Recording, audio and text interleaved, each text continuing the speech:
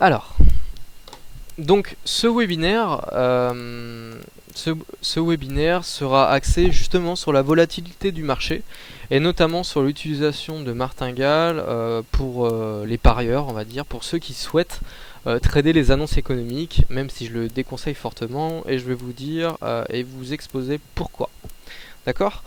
Donc petite note d'avertissement, négocier sur marge sur le marché des devises ou via des produits CFD comporte un risque élevé, ne peut être recommandé à tout investisseur. Vous devez être conscient des risques associés au marché d'échange et aux produits CFD et consulter un conseiller financier indépendant si vous avez quelques doutes que ce soit. Toute opinion, information de marché, note de recherche, analyse, prix et haute notification ont pour seul unique but de commenter l'évolution du marché d'échange et ne constitue en aucun cas un conseil d'investissement. FXM ne pourra en aucun cas être tenu responsable de pertes ou dommages occasionnés, incluant sans restriction des pertes ou manques à gagner qui pourraient découler directement ou indirectement de l'utilisation de ces informations. Alors, donc, présentation sur les stratégies, sur des stratégies basées sur les martingales, et présentation donc de la volatilité du marché, et donc webinaire réalisé par moi-même, Dany Mawas. Ok ? Alors, petit sommaire, donc tout simplement on va commencer par l'introduction. Je vais vous présenter les annonces économiques, quels sont les impacts des annonces économiques sur les marchés. Je vais vous présenter deux stratégies de trading, d'accord, quels sont les résultats et comment les interpréter. Ok. Donc là, si vous voulez, entre 2009 et 2011, FXM a réalisé une étude sur plus de 200 000 de nos clients, donc une étude de performance, d'accord. Donc une étude de performance où on s'est vite aperçu que les clients tout simplement étaient perdants la journée et gagnants le soir. D'accord. Donc généralement les clients en fait utilisent des systèmes de range trading. Donc la journée, en fait, tout simplement, les systèmes de range trading consistent à faire des allers-retours. Donc ils achètent, ils vendent, ils achètent, etc., etc. Et ces clients-là, justement, sont perdants. Entre 8h et 17h, 8h, 19h à peu près. On ne peut pas faire une règle. Et pourquoi ? Parce que justement, le plus gros de la volatilité, en fait, la volatilité, en fait, est présente sur les marchés pendant, lorsque les marchés européens et américains sont ouverts en même temps. D'accord ? Donc ça c'est dû tout simplement dû au nombre d'opérateurs sur les marchés, au nombre de transactions, puisque là vous avez deux marchés ouverts en même temps, donc la volatilité est énorme en fait à ce moment-là. Et les clients qui font des allers-retours, par exemple ils utilisent des bandes de Bollinger pour acheter, vendre, acheter, généralement ça sera ces clients-là qui seront perdants sur les marchés. Donc concrètement si vous voulez trader en fait les marchés la journée, généralement, il sera conseillé justement d'utiliser des systèmes de suivi de tendance ou de cassure. Ok. Et ceux qui utilisent des systèmes de range trading, donc des systèmes en fait qui sont faits pour trader en fait les marchés peu volatiles, donc des marchés calmes en fait. Donc ça sera des systèmes de trading à utiliser le soir, donc après la fermeture des Américains. Donc déjà, donc je vous dis après 17h, mais en fait c'est parce que la volatilité baisse après 17h. Et donc les clients redeviennent gagnants après 17h. Donc ça c'est dans une étude, réalisée par FXM, caractéristiques des traders à succès. Vous pouvez le télécharger sur internet, ou sinon je vous l'envoie par mail, donc tout simplement envoyez-moi un mail et je vous l'enverrai. C'est un dossier PDF. C'est un dossier PDF donc qui fait à peu près 20 pages et c'est très intéressant à lire. Donc je vous invite vraiment justement à le télécharger ou demandez-moi le fichier, je vous l'enverrai. Ok. Et ça d'ailleurs je reprends quelques notes au niveau de mon webinaire Money Management que je vais d'ailleurs réaliser la semaine prochaine. Et d'ailleurs si vous voulez la présentation sur le Money Management, vous me le faites savoir et je vous l'enverrai. D'accord ? Alors ça justement c'est un graphe qui illustre la volatilité du marché en fait, mais là la volatilité implicite. En fait ce qui se passe, donc comme vous pouvez le voir, vous avez plusieurs courbes, d'accord. Donc vous avez une courbe du GBP USD, Euro USD, USD Yen, AUD USD, USD CHF, d'accord. rentabilité par heure. Donc vous pouvez voir que à peu près entre 6 heures et 19 heures, ces paires-là sont sont même pas du tout rentables. Concrètement, il faudra éviter de trader ces paires-là la journée. Ok. Mais pourquoi? Bah ça, tout simplement, comme je viens de vous l'expliquer, c'est lié à la volatilité du marché et c'est lié justement à l'utilisation du système range trading la journée par les traders. Donc il faudra éviter d'utiliser des systèmes de range trading la journée et jouer plutôt les cassures, les suivis de tendance. SM me pose une question, peut-on trader les figures chartistes comme les rectangles durant les ranges?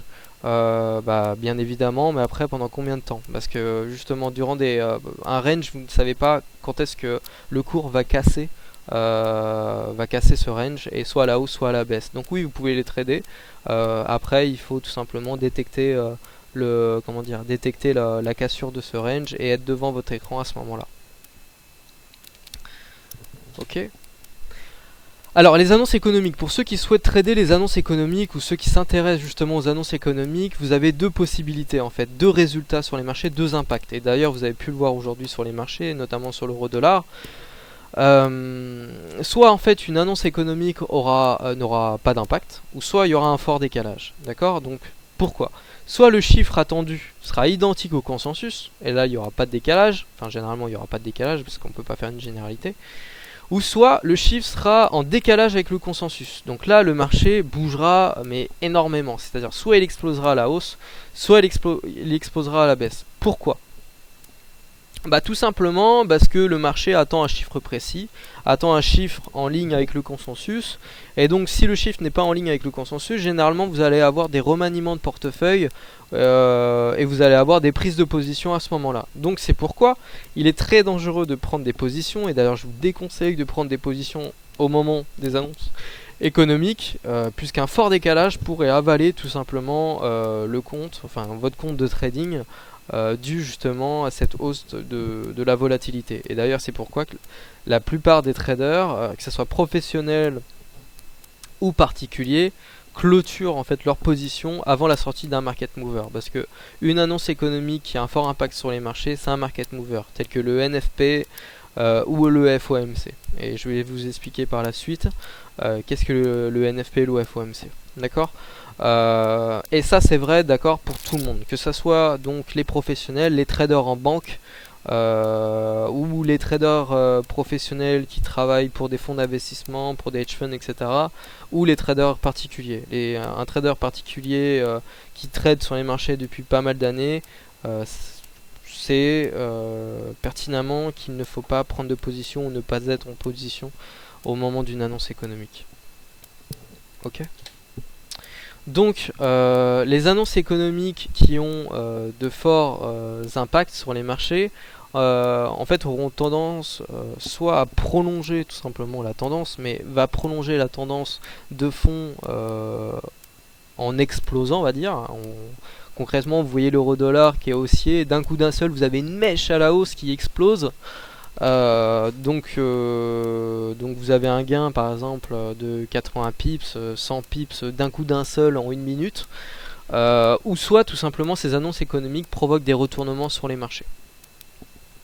Cependant, la plupart des retournements, en fait, quand vous avez des retournements sur une paire de devises, généralement, ce retournement aura tendance en fait à se corriger rapidement et à se combler.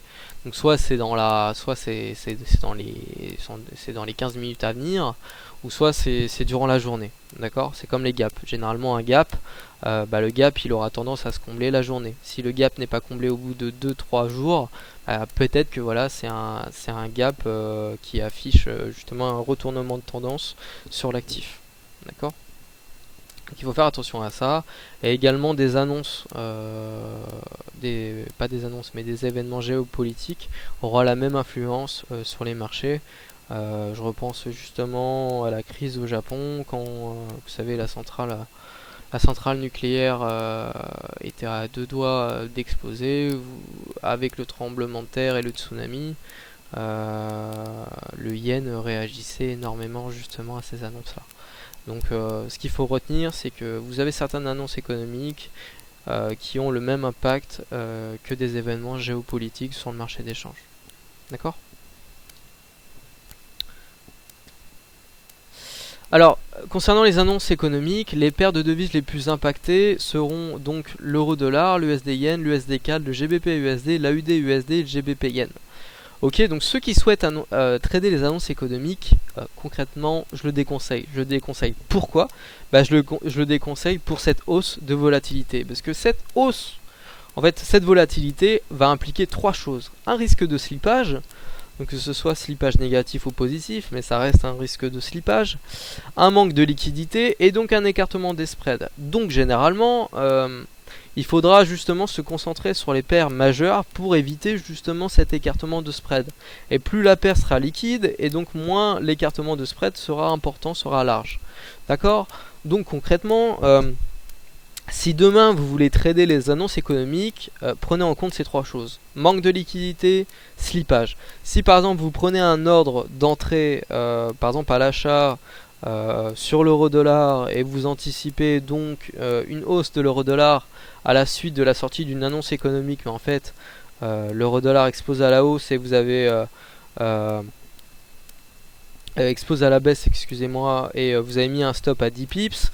Par exemple, si vous avez mis votre stop à 1,3490 et le cours explose à la baisse et la première cotation est 1,3450, et vous serez exécuté à 1,3450 et non à 1,3490. Parce que la cotation 1,3490 n'a jamais existé. D'accord? Donc faites bien attention à ça. Il est très dangereux de trader les annonces économiques. Donc faites attention à ce risque-là. Le risque de slippage qui est dû justement à un manque de liquidité, puisqu'à ce moment-là, puisque la plupart des opérateurs ne sont plus sur le marché, la plupart des fournisseurs de liquidités se retirent du marché, arrêtent de coter, ils attendent justement la sortie de l'annonce, la sortie du chiffre, pour recoter et refournir de la liquidité. D'accord? Donc ça c'est le fonctionnement.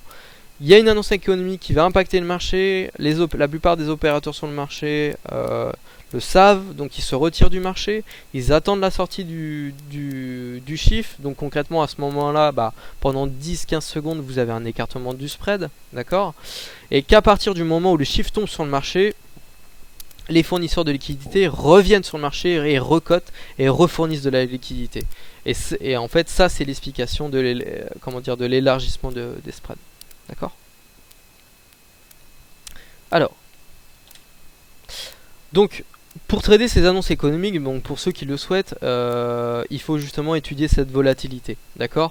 Donc, vous avez le NFP, vous avez le FOMC. Donc, ça, c'est une étude qui a été réalisée par Cathy Lane dans un de ses livres, donc Day Trading the Currency Market, qui est justement une tradeuse, qui est trader professionnel pour une banque. Et qui a réalisé justement cette étude-là. Et donc, les deux annonces économiques qui vont impacter le marché d'échange 20 minutes après l'annonce seront le NFP et le FOMC. Donc, donc le NFP va provoquer en fait une variation moyenne de 124 pips 20 minutes après l'annonce, et le FOMC 74 pips 20 minutes après l'annonce. D'accord? Vous voyez là juste au-dessus, 124, 74. Les mêmes annonces vont impacter donc le marché d'échange en moyenne, on va dire. Vous allez avoir en fait un mouvement moyen de 193 pips pour le NFP au cours de la journée et 140 pips pour le FOMC sur la journée. D'accord? Donc en fait, le but d'un trader qui souhaite participer aux annonces économiques, c'est donc de participer aux annonces qui auront le plus fort impact en fait sur les marchés. Donc ça sera le NFP, et donc le FOMC. D'accord? Donc qu'est-ce que le NFP? Pour ceux qui ne connaissent pas le NFP, c'est l'évolution de l'emploi aux États-Unis sur une base mensuelle. Donc concrètement, si vous voulez trader le NFP, c'est un trade par mois. D'accord? Donc cette évolution d'emploi exclut le secteur agricole, et donc c'est l'indicateur le plus complet qui vous permet tout simplement de connaître la création d'emplois aux États-Unis. D'accord? Mais également il peut y avoir des pressions politiques, notamment par rapport aux objectifs de la Fed aux États-Unis. Donc plus ce chiffre augmentera et plus le taux d'emploi augmentera, d'accord? Et plus le dollar se renforcera. Inversement, si le NFP est en constante diminution, La réserve fédérale généralement prendra des mesures pour diminuer cette chute, puisque ça signifiera un ralentissement de l'économie américaine par une baisse des taux d'intérêt. D'accord ? Le FOMC, donc le FOMC c'est 8 fois par an, donc si vous voulez trader le FOMC, bah, c'est 8 trades dans l'année, qui décide en fait de la politique monétaire des États-Unis et annonce publiquement la décision. D'accord, donc généralement juste après, bah, tout simplement vous avez une conférence de presse réalisée donc par ce FOMC qui annonce justement un taux. Ok. Donc en fait ce FOMC représente le maintien, la diminution ou l'augmentation du taux d'intérêt principal de la Fed. D'accord ? Donc ce taux d'intérêt principal en fait est celui qui va définir le niveau des autres taux d'intérêt, par exemple taux d'emprunt, taux commercial, etc. etc. Donc l'anticipation d'une augmentation de taux entraînera généralement une appréciation du dollar et inversement. D'accord ? Donc si vous anticipez par exemple une augmentation de ce taux, bah, le dollar se renforcera, d'accord, si justement le taux est augmenté. Si le taux est, si en fait le FOMC décide d'une diminution de ce taux, le dollar va se déprécier, d'accord. Donc l'euro-dollar va augmenter. Ok. Donc en fait c'est juste une gymnastique à avoir. Si le dollar se renforce, l'euro-dollar chute. Si le dollar se déprécie, l'euro-dollar augmente. Ok. Je suis un peu en train de regarder toutes vos questions. Alors, et comment expliquer le lien entre l'Ukraine et le gaz? Alors moi je suis pas analyste, ça surtout pour l'Ukraine et le gaz naturel, vaut mieux demander justement à Adriane ou Nicolas qui sont justement sur ce sujet depuis pas mal de temps. Je pourrais pas vous renseigner Ryan par rapport à ça. Alors pour tout ce qui est question de volatilité, là je vois pas mal de questions là-dessus. Envoyez-moi un email et je vous expliquerai, je vous enverrai tout le détail, je vous enverrai des tableurs et des liens justement pour vous expliquer la volatilité du marché et comment la calculer tout simplement, parce que notamment vous avez des indices tels que le VIX qui évalue en fait la volatilité du marché, donc ça c'est plutôt pas mal. Je pourrais vous envoyer tout ça, notamment Julien M, je vous enverrai ça, envoyez-moi un mail et je vous expliquerai tout ça. D'accord? Ok, next.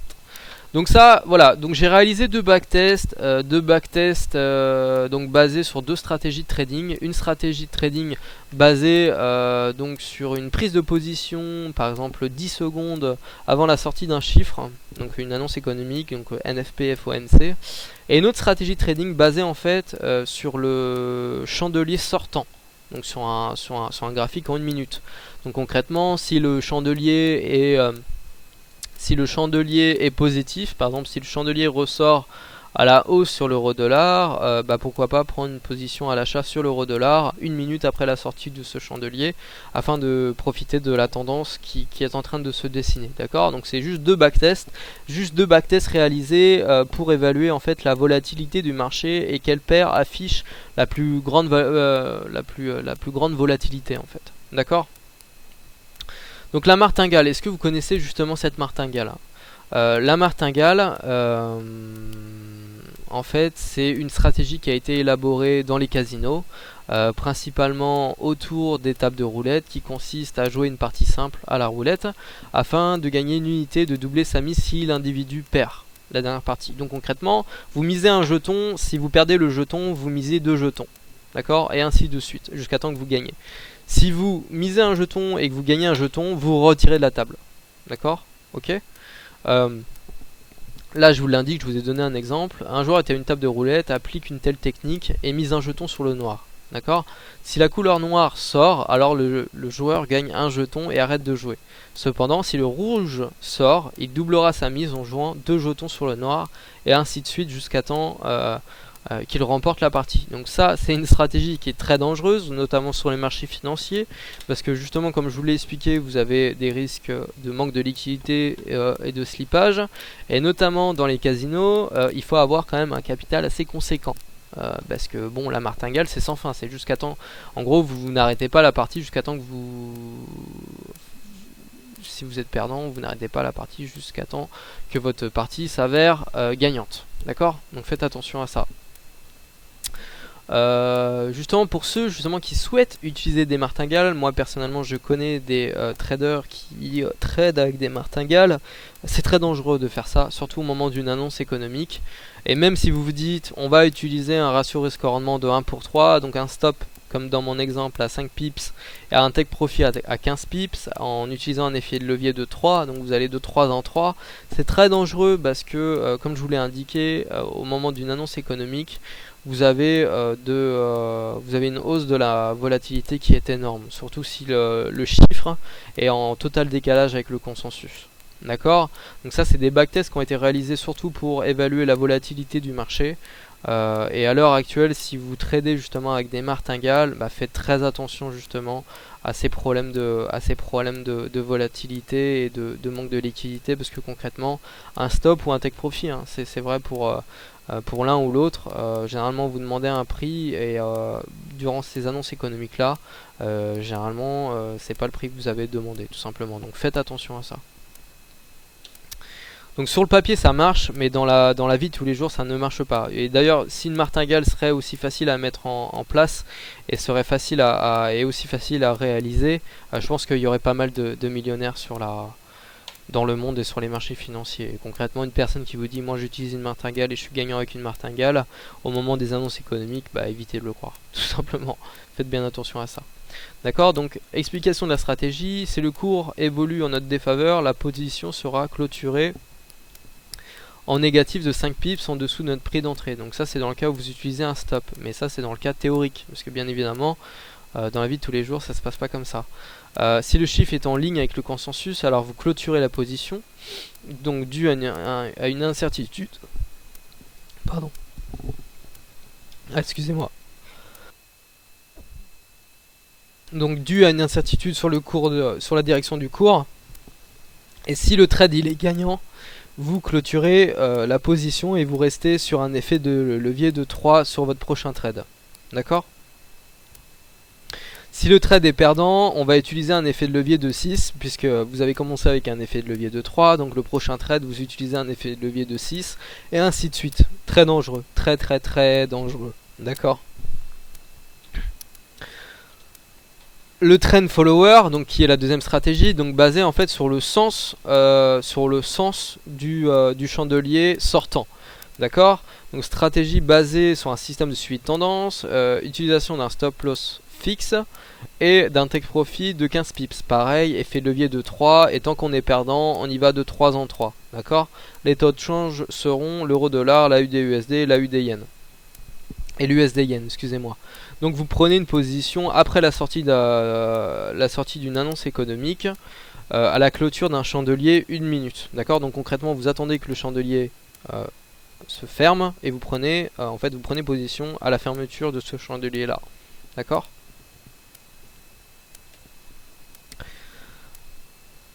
Alors, donc vous prenez une position à l'achat ou à la vente après la sortie d'un chiffre, donc dans le sens du chandelier clôturé, d'accord ? Donc si le chandelier en formation est positif, vous passez à l'achat, s'il est négatif, vous passez à la vente. Le levier utilisé sera le même, donc vous commencez à 3 et vous y allez de 3 en 3 tant que les trades sont perdants. Ok, et la clôture se fera manuellement avec l'utilisation d'un RSI. D'accord. Donc lorsqu'il coupera par le bas la zone de 50, on va clôturer manuellement donc la position à l'achat et inversement. D'accord. Donc c'est ça, ces deux stratégies-là ont été réalisées sur papier dans le but d'évaluer justement la volatilité. Donc la volatilité sur 3 paires de devises selon 2 annonces économiques, NFP, FOMC. Donc si on suit la première stratégie, qui est basée sur le consensus, d'accord, donc 10 secondes avant la sortie d'une annonce, si vous tradez le NFP, l'USD-Yen sera la paire de devises la plus rentable. L'euro-dollar arrivera en deuxième position et la UD-USD en troisième position. Donc concrètement, ça sera l'USD-Yen qui affichera le plus gros des gains. Et donc ça sera l'USD-Yen la paire la plus volatile du marché au moment du NFP. D'accord, c'est ce fait là en fait qu'il faut retenir. Au moment du FOMC, ça sera l'euro-dollar cette fois-ci. Et l'USD-Yen arrivera en troisième position. Donc le FOMC, en fait si vous voulez trader le FOMC, ça sera l'euro-dollar qu'il faudra trader, puisque ça sera l'euro-dollar qui affichera la plus grande volatilité. D'accord ? le NFP en suivant la deuxième stratégie cette fois-ci. Si vous suivez la deuxième stratégie, donc qui est basée sur la sortie du chandelier en 1 minute, ça sera l'euro-dollar en première position suivi de l'USD yen. D'accord? FOMC, pareil, euro-dollar. Donc concrètement, suivant en fonction de deux stratégies, généralement, ça sera l'USD yen et l'euro-dollar qui afficheront la plus grande volatilité. D'accord? Donc concrètement, ceux qui souhaitent trader les annonces économiques ou qui souhaitent participer à la volatilité du marché, ces traders-là en fait devront se concentrer sur deux paires de devises qui seront et qui sont l'USD yen et l'euro-dollar. Et d'ailleurs, l'euro-dollar surperforme les autres taux de change au moment du FOMC. Mais par contre, s'il y a une seule annonce économique à trader et une seule paire de devises à trader à la sortie, enfin basé en fait sur si vous utilisez un système de martingale, enfin du moins vous voulez tester ce système de martingale, ça sera l'USD yen au moment du NFP, d'accord, puisque ça sera la stratégie qui révélera et qui générera le plus gros des gains. Par contre, voilà, ça c'est des backtests papier, c'est un backtest qui a été réalisé juste pour vous exposer la volatilité du marché et quelle paire de devises affiche en fait la plus grande volatilité en fait du marché au moment d'une annonce économique. L'annonce économique c'est le NFP, la paire de devises c'est l'USD yen. D'accord? Donc faites attention justement à ces systèmes basés sur des martingales, etc. etc. puisqu'une martingale en théorie fonctionne, mais sur le papier, mais en réalité ça ne marche pas. D'accord? Alors, est-ce que vous avez des questions basées sur la volatilité, basées sur mon webinaire? Dites-moi. De toute manière, si vous voulez ce webinaire, si vous voulez des ressources sur la volatilité du marché, si vous voulez mes backtests que j'ai réalisés, parce que c'est des backtests qui ont été réalisés sur plus de 3 ans et demi, d'accord? Donc j'ai tout pris à la main, j'ai tout fait manuellement, j'ai tout fait les calculs. Si vous voulez le résultat de ces calculs, si vous voulez les feuilles Excel en fait, tout simplement de ces calculs, envoyez-moi un mail, je vous envoie tout le détail. C'est quand même une étude qui est assez intéressante, surtout pour les traders particuliers qui arrivent sur le marché d'échange et qui ne savent pas justement sur quelle paire de devises se concentrer, etc. Donc concrètement, si vous arrivez sur le marché d'échange et que vous cherchez une paire de devises à trader, déjà je vous dis tout de suite, évitez les paires en yens. Les paires en yens, ça sera les paires les plus volatiles du marché.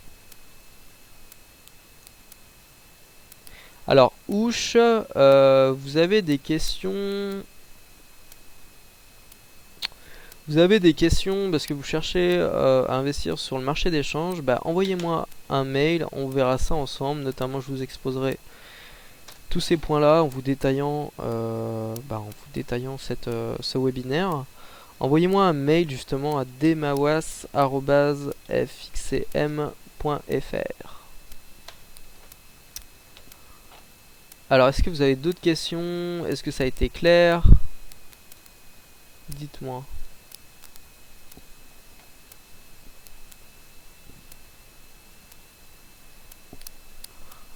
La corrélation avec les indices, oui, donc Alain m'avait posé la question tout à l'heure par rapport aux indices. Je vais vous envoyer justement envoyez-moi un mail sur mon adresse, je vous enverrai...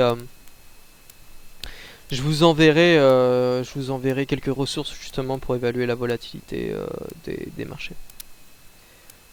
Belle présentation, merci pour la présentation. Écoutez, c'est surtout un webinaire qui est... je suis en train d'améliorer ce webinaire tous les jours. Enfin tous les jours, ça serait... plutôt toutes les semaines, d'ailleurs plutôt les week-ends. Je l'améliore, je vais inclure justement le VIX, je vais inclure mes calculs Excel là-dessus. Donc entre temps, si vous voulez tous ces calculs là, si vous voulez le VIX, si vous voulez des idées par rapport à la volatilité du marché d'échange, etc., etc., contactez-moi et on voit ça ensemble. D'accord? Écoutez, ce fut vraiment un plaisir. D'ailleurs, ça me fait vraiment plaisir de vous exposer cette recherche-là, parce que c'est vraiment une recherche, enfin c'est plusieurs recherches que j'ai réalisées durant pas mal de temps, d'ailleurs pendant plus d'1 an et demi. C'est des backtests qui ont été faits sur plus de 3 ans et demi, enfin voilà. Alors, Visiteur me dit, le tic-tac de la montre, lui, il est très clair, une Swatch, je dirais. Bah non, ce n'est pas une Swatch. Bah écoutez, désolé pour ça. Je mettrai mon micro plus loin la prochaine fois. Écoutez, si vous n'avez pas d'autres questions, n'hésitez pas à revenir vers moi et puis on verra ensemble. Bonsoir Olivier, merci pour merci pour vos encouragements. Oui, premier, envoyez-moi un mail pour que j'y pense, mais je vous enverrai justement là le webinaire. D'accord? Et cette vidéo sera disponible sur la bibliothèque d'ici une demi-heure. Voilà, bah, je vous souhaite une très belle soirée, à très vite, au revoir.